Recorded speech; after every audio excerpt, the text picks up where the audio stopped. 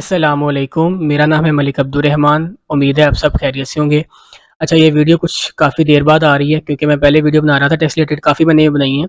तो उसके बाद अब ये वीडियो काफ़ी मतलब मुझे लगता है कोई 1 माह ही हो गया या 20-25 दिन हो गए हैं कि उसके बाद ये वीडियो आ रही है, क्योंकि मैं ज़रा बिज़ी था इसी वजह से। तो इंशाल्लाह आगे चलता रहेगा ये सिलसिला जो वीडियोज़ का है। तो आज का जो वीडियो का जो मतलब पर्पज़ है वो आपने टाइटल से देख लिया होगा कि हमने आज क्या देखना है अपनी वीडियो के अंदर, ठीक है? आज हम अपनी जो कंप्लीट वेल्थ स्टेटमेंट है उसको डिस्कस करेंगे कि हमने उसको कैसे लेके चलना है, उसको हम किस तरह से मतलब फुल फ़ोकस होके उसको अपनी रिकन्सिलिएशन को कैसे मैच करेंगे, ठीक है? क्योंकि मैंने काफ़ी दोस्त हैं जिनका मैसेज मुझे आता है व्हाट्सएप के ऊपर, वो कहते हैं कि इस प्रॉपर्टी को कैसे शो करें, यहाँ पे इसका हमें एडवांस मिला हुआ है, ये हमारे पास फाइलें पड़ी हुई हैं, ये सब कुछ पड़ा हुआ है। तो मैं सिंपल से एक छोटी सी आपको चीज़ बताऊँगा जिससे जिसको लेके आप चलेंगे तो इंशाल्लाह आपको खुद समझ आ जाएगी कि आपके पास जो भी चीज़ पड़ी हुई होगी तो आप उसको कैसे अपनी वेल्थ स्टेटमेंट के अंदर मेंशन करेंगे, ठीक है? चलिए शुरू करते हैं। वही सबसे पहले आपने अपनी वो जो iris.fbr जो एफबीआर की वेबसाइट है जहाँ पे हम अपनी रिटर्न फाइल करते हैं, आपने वहाँ पे आ जाना है। वहाँ पे आने के बाद आपने इसको मैं पीछे कर देता हूँ। वहाँ पे आने के बाद आपने यहाँ पे अपना यूज़र नेम लिखना है वो सबसे ऊपर, उसके नीचे अपना पासवर्ड लिखना है। लिखने के बाद आपने यहाँ से शुरू कर देना है लॉगिन, ठीक है? लॉगिन करने के बाद ये देखिए हम लॉगिन हो चुका है। लॉगिन होने के बाद आपने अगर तो आपके पहले रिटर्न ओपन है तो आपने यहाँ से ड्राफ्ट में से यहाँ से अपनी ओपन कर लेनी है।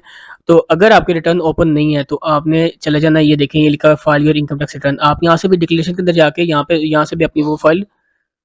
जी, अच्छा मैं बता रहा था कि आप यहाँ से आके, यहाँ से भी अपनी रिटर्न अपनी यहाँ पे इसको ओपन कर सकते हैं, नॉर्मल रिटर्न ओपन कर सकते हैं, लेकिन हम जो करेंगे ईज़ी जो वे है, वो हम इसको लेके चलेंगे कि file your income tax return. अगर आप तो सैलरीड पर्सन है तो सिंपल जो है सैलरीड पर्सन की रिटर्न होती है, आप वो ओपन कर सकते हैं, नॉर्मल रिटर्न ओपन कर सकते हैं, ठीक है? नॉर्मल रिटर्न हम यहाँ से ओपन कर लेते हैं, वो पूछ रहा है कि कौन से पीरियड का आपने सेलेक्ट करना है। अब जैसे कि 2023 चल रहा है, तो हम 2023 सेलेक्ट करेंगे, ये हमारे पास पीरियड आ चुका है, कहाँ से लेकर कहाँ तक हमें ये डॉक्यूमेंट्स वगैरह रिक्वायर होती हैं इसके लिए। इसको मैं कर देता हूँ कंटिन्यू। ठीक है।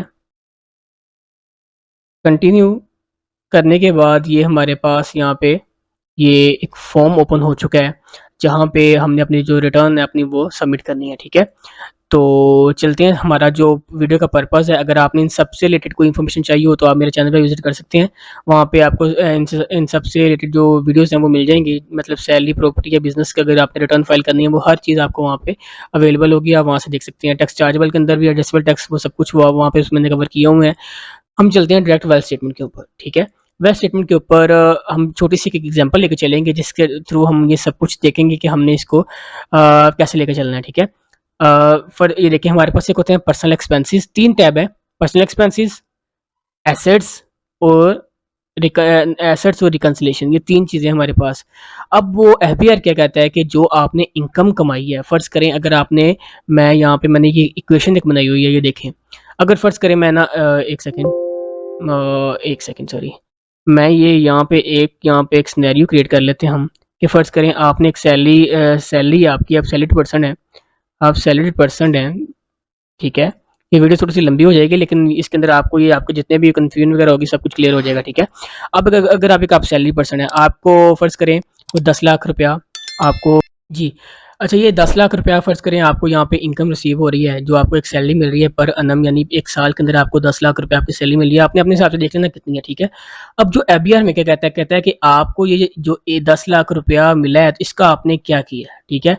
फ़र्ज़ करें मैं ये कह देता हूँ यहाँ पे नीचे आके, इसको मैं कर देता हूँ, ये देखें आप देख रहे हैं इज़ इक्वल टू, इसको मैं ज़रा हाइलाइट कर देता हूँ। Sorry, sorry. इसको मैं ज़रा ना इसका कलर चेंज कर देता हूँ। ये देखें इज़ इक्वल टू का क्या मतलब है कि जो आपने इनकम अर्न की है कंप्लीट ईयर के अंदर वो उसको आपने लगाया कहाँ पे है, ठीक है? एफबीआर ये हमसे चाहता है। जैसे कि फ़र्ज़ करें मैं आपको कहता हूँ कि 10 लाख जो हमने इनकम यहाँ पे कमाई है, 10 लाख जो इनकम हमने यहाँ पे कमाई है, ये देखें, ये 10 लाख इनकम थी। अब इसमें कहता हूँ इज़ इक्वल टू लगाने के बाद अब वो कह रहा है कि आपने ये लगाई कहाँ पे है? आप इससे क्या कर सकते हैं, ज़्यादा से ज़्यादा कोई एक एसेट परचेज़ कर सकते हैं। फ़र्ज़ करें मैं ऐसे कहता हूँ कि मैंने 6 लाख का 6 लाख का एक एसेट परचेज़ किया, ठीक है? उसके बाद वो कह रहा है कि आपके पास बाकी अब ये इक्वल नहीं हो रहा ना। अब ये देखें ये हो गया, ये कितना हो गया? ये 10 लाख और ये 6 लाख, अब ये हमारे पास 4 लाख रह गया। अब वो कहता है कि बाकी आपके पैसे कहाँ पे गए हैं? हम उसे कहेंगे कि ये जो 4 लाख था वो मेरा एक्सपेंस था। क्या हुआ? Expense. Income is equal to assets plus expenses, ठीक है। अब ये देखते हैं हमने ये इसी एग्जांपल को हम अब फॉलो करते हैं अपनी वेल स्टेटमेंट के अंदर और उसको देखते हैं कि हमने वो कैसे लेके चलना है। ये देखें, इसको मैं यहाँ से ओपन कर लेता हूँ। देखिए मैं यहाँ पे आके रिकंसिलिएशन वाले टैब में, जैसे कि आपको पता है कि हमने जब अपनी जो सैलरी जो हमें रिसीव हो रही होती है एम्प्लॉयमेंट के अंदर, उसको हम आके यहाँ पे सॉरी एक सेकंड, उसको हम यहाँ पे आके यहाँ पे दिखाते हैं। ये देखिए यहाँ पे, ठीक है। ये देखिए मैंने यहाँ पे वही 10 लाख यहाँ पे मेंशन कर दिया। अब उन्हें मैंने बताया एफबीआर वालों को, यानी रिटर्न के अंदर मैंने उनको बताया कि मेरे पास 10 लाख रुपया मुझे मेरी सैलरी रिसीव हुई है 1 साल के अंदर, ठीक है। वो कहते हैं ठीक है, ये आपके पास 10 लाख है, आपने कहाँ-कहाँ इसको यूज़ किया है? मैं आता हूँ अपने एसेट्स के अंदर। एसेट्स के अंदर आने के बाद मैं फ़र्ज़ करें कोई भी आप यहाँ से ओपन भी कर सकते हैं कोई भी एसेट, लेकिन मैं यहाँ पे ना ये देखिए मैं हाउसहोल्ड के अंदर दिखा देता हूँ, बल्कि मैं आपको एक एसेट दिखा ही देता हूँ। ये देखिए लिखा हुआ है एनी अदर एसेट्स के अंदर इसको मैं ओपन करता हूँ। कुछ लिख देता हूँ यार, प्रॉपर्टी कुछ बिल्डिंग लिख देता हूँ या प्लॉट लिख देता हूँ, प्लॉट, ठीक है। इसको मैं करता हूँ सबमिट। ये देखें अब ये क्या हमारे पास आ गया है 6 लाख रुपया। 6 लाख, इसको मैं कहता हूँ कैलकुलेट। ये देखें कैलकुलेट करने के बाद हम अगेन आते हैं रिकंसिलिएशन के अंदर। रिकंसिलिएशन में आपको पता है ना हमने इसको ज़ीरो करना होता है, ठीक है, इसको ज़ीरो करना होता है। अब वो कह रहा है कि ठीक है, आपने 1 लाख रुपया अर्न किया अपना, लेकिन 1 लाख के अंदर से आपने जो 6 लाख का तो एसेट अपना ले लिया। ये देखें ना, 1 लाख कह रहा हूँ, सॉरी 10 लाख जो अर्न किया आपने, उसके अंदर से आपने 6 लाख का एसेट तो ले लिया। उस बाकी 4 लाख का आपने क्या किया है? ये देखिए यहाँ पे अनरिकंसाइल्ड अमाउंट कह रहा है कि बाकी 4 लाख आपने क्या किया है? अगर तो ये आपके पास कैश इन हैंड में पड़ा हुआ है तो आप यहाँ पे जाएँगे कैश इन हैंड में। ये देखिए यहाँ पे कैश इन हैंड के अंदर जाएँगे, मैंने इसका कुछ भी नहीं किया। आप कैश इन हैंड में यहाँ पे जैसे ही यहाँ पे दिखाएँगे वहाँ वहाँ पे जो अमाउंट होगी वो ज़ीरो हो जाएगी, यानी आपकी जो रिकंसिलिएशन होगी वो रिकंसाइल कंप्लीट हो जाएगी, ठीक है। उसके अगर वो नहीं होती तो फिर आप जाएँगे पर्सनल एसेट्स में, और सॉरी पर्सनल एक्सपेंसेस में। पर्सनल एक्सपेंसेस में जाने के बाद आप, अगर मैं फ़र्ज़ करें आपको यहाँ पे दिखा देता हूँ कि यहाँ पे मैं 4 लाख दिखा देता हूँ कि बाकी मैंने जो मेरा 4 लाख रुपया था वो मेरा एक्सपेंस हो गया फॉर द ईयर। ये देखिए मैं अब गया हूँ रिकंसिलिएशन में जाकर देखा तो ये हो गया डन, ठीक है, ज़ीरो हो चुका है। क्या मैंने किया? उन्हें मैंने बताया कि ये देखें, ये था मेरे पास 10 लाख रुपया मैंने अर्न किया था, जिसके अंदर से मैंने 6 लाख का यहाँ पे एसेट ले लिया और 4 लाख का मैंने एक्सपेंस दिखा दिया, ठीक है। सेम इक्वेशन है, 10 लाख का मैंने वो लिया था, मतलब 10 लाख अर्न किया था, 6 लाख का एसेट और 4 लाख रुपए मैंने एक्सपेंस दिखा दिया है, ठीक है। तो इस तरह से आप अगर इस इक्वेशन को लेके चलेंगे तो इंशाल्लाह आपके लिए मुश्किल नहीं होगी। आपके आपके पास जो भी पेमेंट वगैरह होगी आप उसको यहाँ पे मेंशन कर सकेंगे और उसको आगे देखेंगे कि आपने वो कहाँ-कहाँ उसको लेके जाना है, ठीक है। तो ये एक वीडियो थी जिसके अंदर मैंने ये बताया कि आपने वो अपनी एक रिकंसिलिएशन को मैंने लॉजिक बताई है कि वो चाह क्या रहे हैं, एफबीआर वाले आपसे पूछ क्या रहे हैं कि आपने करना क्या है। उसके अलावा हम देख लेते हैं कि एसेट लायबिलिटी वाले टैब में हमारे पास हमें क्या-क्या अवेलेबल होती हैं चीज़ें, ठीक है। अब ये कुछ देर पहले ये कुछ काम चल रहा था कि यहाँ पे ये चीज़ें यहाँ पे गायब हो चुकी थी और वो हम जाते थे टैक्स चार्जेबल के अंदर, वो कैपिटल एसेट्स के अंदर इसको डालते थे। अगेन जब वो वहाँ से रूट होके यहाँ पे वो जो प्रॉपर्टी थी वो यहाँ पे आ जाती थी। लेकिन वो जैसे कि सेक्शन का फ़र्क था, अब ये वहाँ पे ये 114 सेक्शन है, वो 116 सेक्शन में आता है वेल स्टेटमेंट। तो फिर अगेन उन्होंने उन्होंने यहाँ से निकाल दिया उसको और अगेन उन्होंने वेल स्टेटमेंट के अंदर उसको यहाँ पे हमें हमें ये शो होने लग पड़ा। यहाँ तक कि जो आपकी जो रिटर्न फाइल हुई थी, यानी जो 23 की लोगों ने जल्दी फाइल कर ली थी, उनके अंदर भी प्रॉपर्टी यहाँ पे शो नहीं हो रही थी।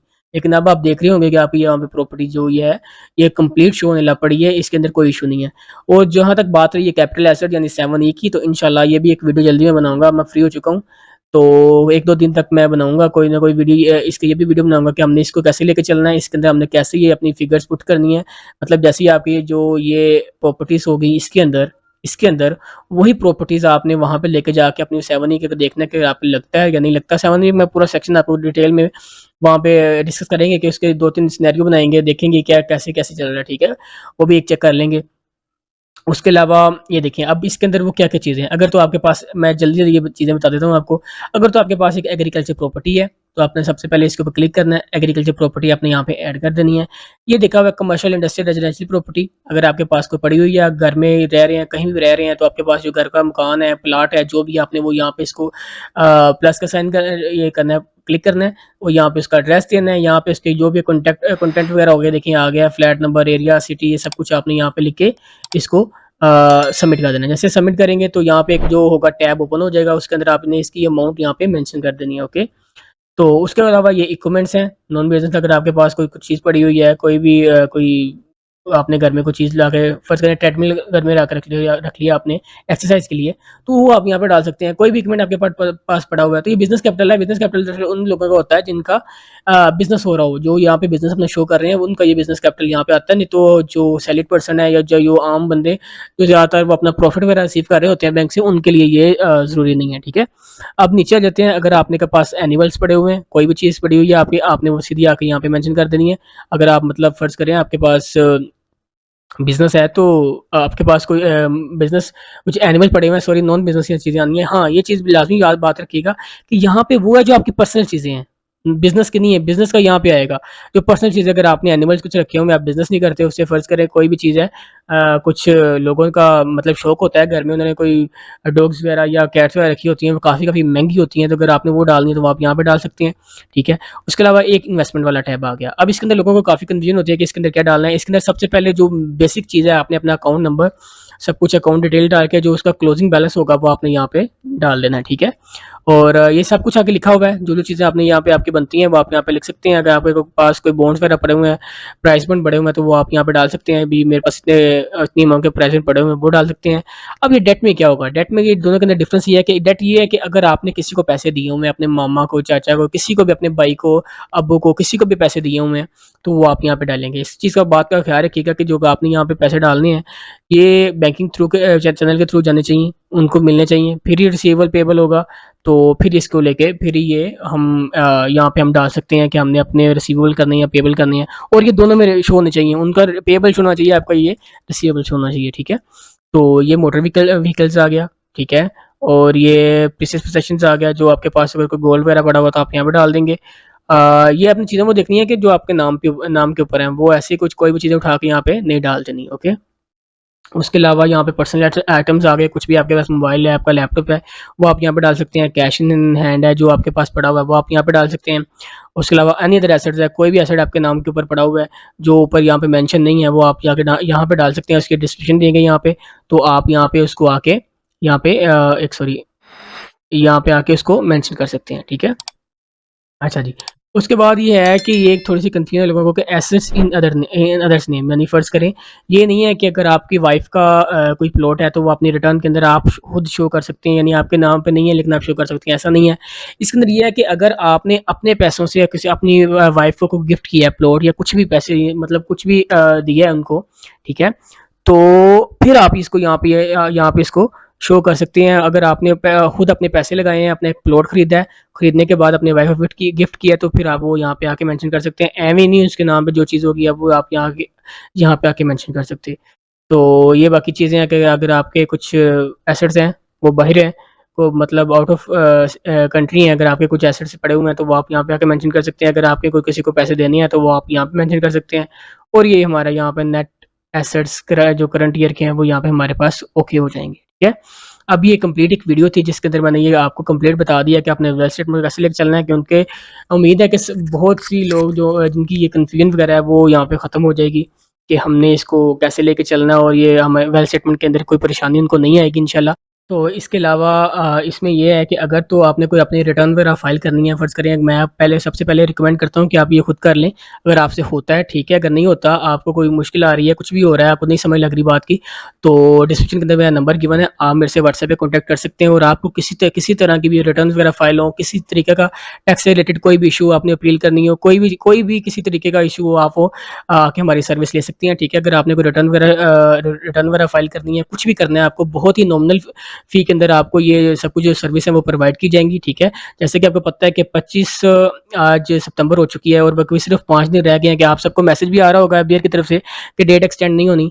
तो इसीलिए मैं रिकमेंड आप सबको ये करूँगा कि जिन लोगों ने अभी तक अपनी रिटर्न नहीं जमा करवाई, वो मेरे से व्हाट्सएप पे कॉन्टैक्ट करें और अगर वो हमारी सर्विस लेना चाहते हैं तो वो हमसे राब्ता करें। अगर उनको कोई क्वेश्चन है, सर्विस नहीं लेना चाहते हैं, उनको कोई क्वेश्चन है, तो फिर भी हम मेरा नंबर गिवन है नीचे, आप व्हाट्सएप पे मुझे मैसेज करें, वॉइस मैसेज करें।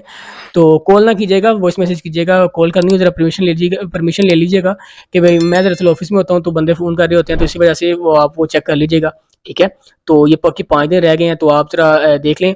तो अगर आपने वो रिटर्न वगैरह फ़ाइल करवानी है, तो आप मुझे व्हाट्सएप पे कॉन्टैक्ट कर सकते हैं, तो इंशाल्लाह आपको रीज़नेबल प्राइस के अंदर हर सर्विस आपको अवेलेबल होगी, ठीक है? उम्मीद है आपको ये वीडियो काफ़ी हेल्पफुल लगी होगी। तो अगर वीडियो हेल्पफुल लगी है तो चैनल को सब्सक्राइब कर दीजिएगा, वीडियो को लाइक कर दीजिएगा। मिलते हैं नेक्स्ट वीडियो के अंदर, तब तक के लिए अपना बहुत-बहुत ख्याल रखिएगा। अल्लाह हाफ़िज़।